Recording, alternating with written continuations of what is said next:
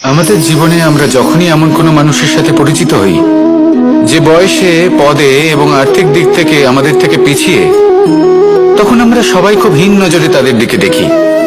মনেই করি না যে সেই ব্যক্তির নিজস্ব একটা অস্তিত্ব রয়েছে, তার নিজেরও একটা মাহাত্ম্য রয়েছে।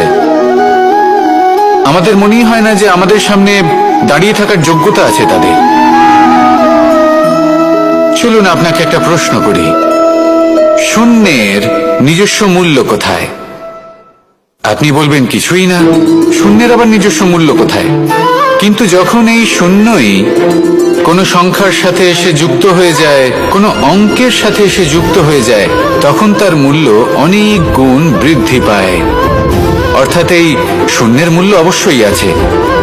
আর আমাদের জীবনেও এমন কিছু ব্যক্তি থাকেন, তাদের দেখে মনে হয় যে এদের কোনো মূল্যই নেই।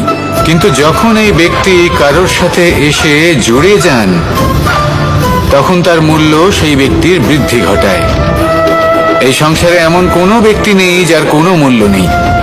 যদি আমরা ধনুকের কথা বলি, তাহলে তার জন্য একটি দড়ির প্রয়োজন হয়, যেটি প্রত্যঞ্চা হিসেবে ব্যবহৃত হয়।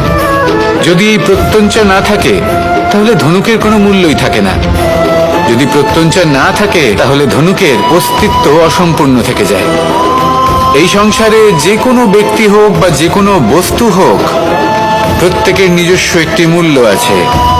তার সম্মান করুন, সামনে অগ্রসর হন আর আমার সাথে ভালোবেসে